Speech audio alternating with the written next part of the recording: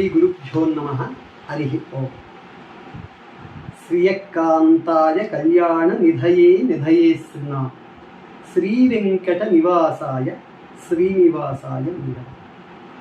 మనము దర్శనీయ క్షేత్రాల గురించి 36 క్షేత్రాల గురించి తెలుసుకుందామని ఇదివరకు మీకు చెప్పాను.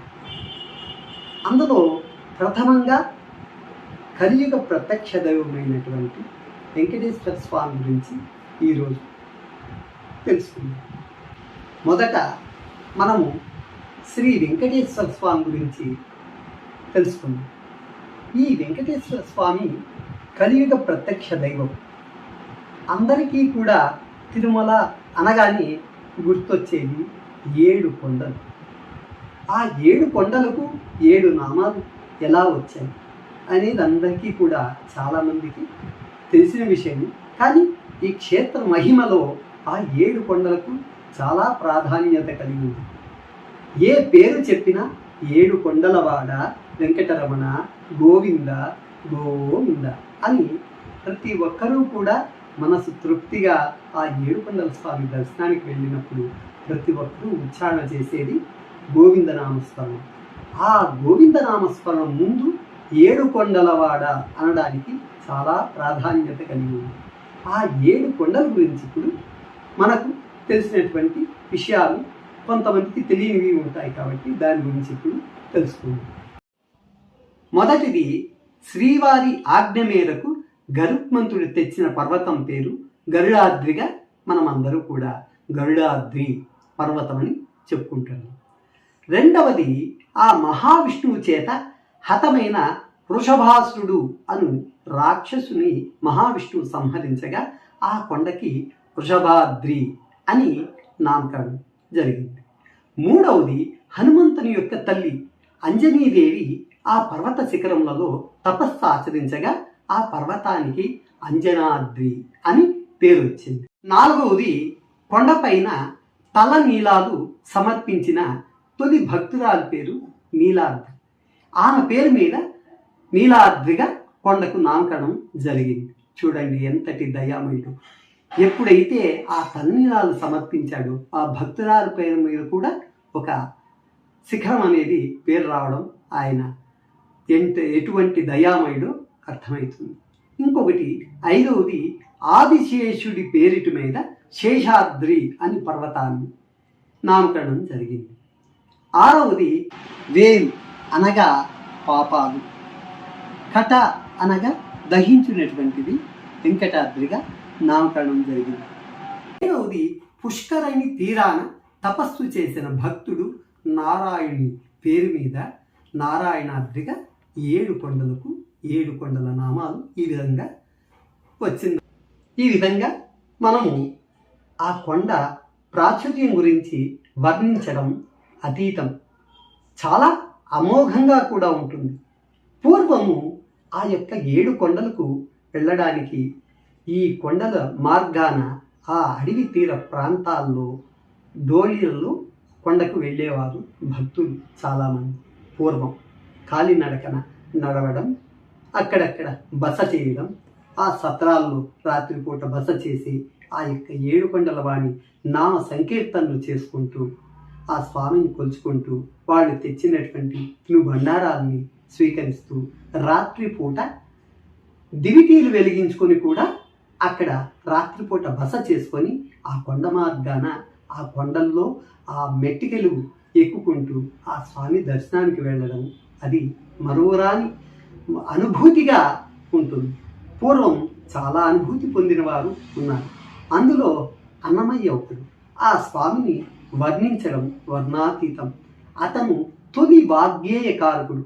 వెంకటేశ్వరుని మీద ఆయన 32,000 సంకీర్తనలు రచించాడు.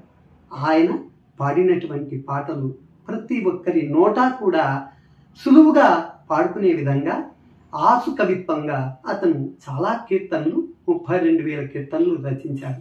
అందులో అందరికీ కూడా గుర్తొచ్చే పాట 7 కొండలవాడ వెంకటరమణ అని జానపదం. తరువాత కొండలలో నెలకొన్న కోనేటి రాయలవాడు. ఇలాంటి పాటలు అతను 32,000 సంకీర్తనలు శృంగార కీర్తనలు, అతను పాడినటువంటి కీర్తనలు మధురానుభూతిని చేకూరుస్తాయి. ఇటువంటి ఆ స్వామిని సేవలో శ్రీకృష్ణదేవరాయలు, చాలా రాజులు, తర్వాత తుర్కులైనటువంటి ఆ ముస్లిమ్స్ దొరవారులు కూడా ఆ స్వామిని సేవ చేసినట్లు మనకు ఇప్పటికీ కూడా అక్కడ రాజశాసనాల్లో ఉంది. కృష్ణదేవరాయలు ఆ యొక్క చంద్రగిరి కోట దగ్గర ఏర్పాటు చేసినటువంటి ఘంటానాదం ఈ పద్ధతికి కూడా అక్కడ మ్రోగిస్తే ఈ కొండ దగ్గర ఆ ఘంటానాదం వినబడ్డం, ఆ ఘంటానాదం వినిన తర్వాత ఆ కృష్ణదేవరాయలు వారు అక్కడ ఉన్నటువంటి రాజులు తర్వాత స్వామి నివేదనైన పిమ్మట భోజనం చేయడం, ఇటువంటివి గుర్తులు చాలా ఇప్పటికీ మనకు కంటికి కనపడుతూ కలయాడుతూ ఉంటుంది. ఇటువంటి క్షేత్రం గురించి వివరించి వర్ణించడం అతీతం, అమోఘం. చాలా సుందరంగా ఉంటుంది ఆ తిరుమల కొండలో ప్రయాణం చేయడం. మరి ఒకటి, ప్రతి ఒక్కరూ కూడా మన హిందువులుగా పుట్టినటువంటి వారే కాకుండా ఇతర దేశాల నుంచి కూడా ఆ స్వామి దర్శనానికి రావడం, అక్కడ ఆ స్వామిని దర్శించడం, ఆ స్వామికి భక్తులుగా ఏర్పడడం, ప్రతి సంవత్సరము కూడా కాలినడకన ఆ యొక్క కొండను ఎక్కి స్వామి దర్శించడం, ఇటువంటివన్నీ కూడా మర్చిపోలేనటువంటి మధురానుభూతిగా ఉంటుంది. అక్కడ విశేషంగా చెప్పుకోదగ్గది ఏమిటంటే చాలా పుణ్యక్షేత్రాలు కలిగినాయి. నదీ పరివాహక ప్రాంతం కాకపోయినా కొండపైన తటాకాలు ఉన్నాయి. అక్కడ పాప వినాశనమని, తర్వాత ఈ గోగర్భమని, ఇటువంటివి పుణ్యక్షేత్రాలు చాలా ఉన్నాయి. ఇక్కడ దర్శనీయ క్షేత్రాలు. ఆ తిరుమలను ఒక్కరోజు 2 రోజుల్లో దర్శనం చేసేటటువంటి స్థలం కాదు. అక్కడే కూడా మనం ఉండిపోయేసి ఆ యొక్క స్వామి దర్శనం చేసుకొని ఆ చుట్టుపక్కల ఉన్నటువంటి తీర్థాలు చాలా ఉన్నాయి. ఆ తీర్థాలన్నీ దర్శించడం కావాలంటే కనీసం మనకు ఒక 15-16 రోజులన్నా అక్కడ టెంకి వేస్తే కానీ ఆ యొక్క క్షేత్రాలను చూడలేము. అటువంటి దివ్య అనుభూతి కలుగుతుంది ఆ కొండపైన. ఆ స్వామి నిత్య అన్నదాన ప్రసాదం ఉంది. ఆ ప్రసాదాన్ని ప్రతి ఒక్కరూ కూడా భక్తిగా స్వీకరించడం, ఆ గోవింద నామాలు వినడం, ఆ యొక్క అతను వేద ప్రియుడు, వేదనాద ప్రియుడు. అతనికి నిత్యము కూడా ఆ యొక్క వేదాలతో, చతుర్వేదములతో వేద పారాయణం జరగడం, కీర్తన గాలలోనుడు, అతనికి నిత్యము సంకీర్తనలతో గానం చేయడం, ఇటువంటివన్నీ కూడా మనం ఏ క్షేత్రంలో కూడా దర్శించలేము. ఈ యొక్క తిరుమల క్షేత్రంలో మాత్రమే దర్శించగలం. ఇటువంటి పుణ్యక్షేత్రాన్ని ప్రతి ఒక్కరూ కూడా మనకు సమీపంలో ఉన్నవారే కాకుండా అతి దూర తీర ప్రాంతాల్లో నుంచి కూడా వచ్చి దర్శనం చేస్తున్నారంటే ఆ స్వామి మహత్యం వర్ణాతీతం. ఆ స్వామి ఇక్కడ వెలయడం మన కలియుగ ప్రత్యక్ష దైవంగా అందరూ కూడా తన్ని కొలుస్తూ ఆ స్వామివారికి అందరూ కూడా భక్తికో తల లీలాలు సమర్పించి తమకు తోచిన భక్తులను ముడుపులుగా ఈ యొక్క సమర్పించడం మనం చూస్తూ ఉంటాం. అక్కడ వర్ణించడానికి ఇటువంటి సమయం చాలదు. కాబట్టి ప్రతి ఒక్కరూ కూడా ఆ స్వామిని దర్శించి ఆ వెంకటేశ్వర స్వామి అనుగ్రహాన్ని పొంది కృపా కటాక్షాలు పొందవలసిందిగా మనము చేస్తున్నాం. అక్కడ జరుగుతున్నటువంటి సేవలు చాలా ఉన్నాయి. మనకు తెలిసినవి కొన్ని, తెలియనివి అక్కడ ఉండి ప్రత్యక్షంగా చూసిన వారికి చాలా వరకు ఆ సేవల గురించి తెలుస్తుంది. ముఖ్యంగా అక్కడ ఈ యొక్క ఉత్సవమూర్తులు ఉంటాయి. ఆ ఉత్సవమూర్తులకు రోజు కూడా సహస్ర దీపాలంకరణ సేవ అని చేయడం ఒక ఆనవాయితీ ఉంది. కళ్యాణోత్సవం జరుగుతుంది, నిత్య కళ్యాణం పచ్చతోరణం అని ఆ వెంకటేశ్వర స్వామికి ఆ క్షేత్ర మహిమ అటువంటిది. నిత్యము కూడా అక్కడ కళ్యాణోత్సవాలు జరుగుతుంటుంది. అక్కడ ఆదివారము, మంగళవారము, శనివారం అని వార భేదములు అనేవి ఉండదు. అక్కడ నిత్యము కళ్యాణం జరుగుతుంది. ఆ యొక్క ఉద్దేశంతోనే మన యొక్క భక్తులందరూ కూడా అక్కడ వెళ్ళడం, ఆ స్వామి సన్నిధానంలో కళ్యాణోత్సవం చేసుకోవడం, ఆ స్వామి దర్శనం చేసుకోవడం. ఆ దర్శనం అనంతరము వాళ్ళు ఇచ్చే ప్రసాదం ఉంటుంది చూడండి. అతి మధురమైనటువంటి పదార్థమే ఆ శ్రీవారి ప్రసాదమే లడ్డు. ఇంకా ఆ యొక్క ప్రసాదాల గురించి వర్ణించడం, ఆ స్వామికి నిత్య నైవేద్యాలు వర్ణించడం మనకు అలవి కానిటువంటిది. ఆ ప్రసాదాల గురించి చెప్పుకుంటూ వెళ్తే ఈ 1 రోజు చాలదు, 2 రోజులు చాలదు.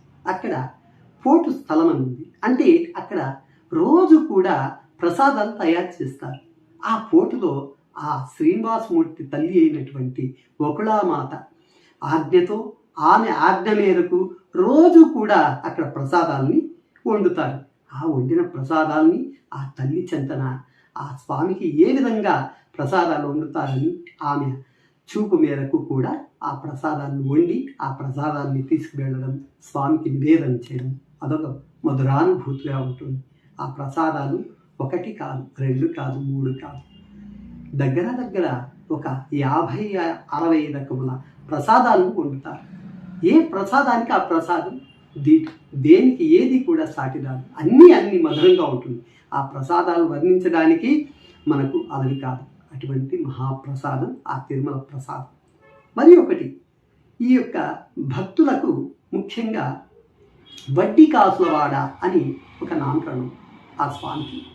ఎవరికైనా సంతానం లేని వారికి ఆ యొక్క స్వామి అనుజ్ఞ చేత సంతానం కలిగినమాట తులాభారం అని పేరు మీదట ఆ యొక్క ధనాన్ని ఆ బాలుడు కావచ్చు, కుమార్తె కావచ్చు కలిగినటువంటి తూకం త్రాసులో వేసి ఆ ధనాన్ని సమర్పించడం, ఆ ధనాన్ని స్వామివారికి తూకంతో సమర్పించడం, ఇవన్నీ కూడా మనం అక్కడ నిత్యం చూస్తూ ఉంటాం.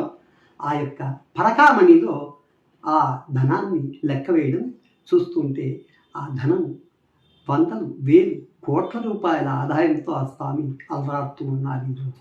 ఈ డబ్బులంతా కూడా స్వామి నిత్యం అదొక సేవ ఉంది.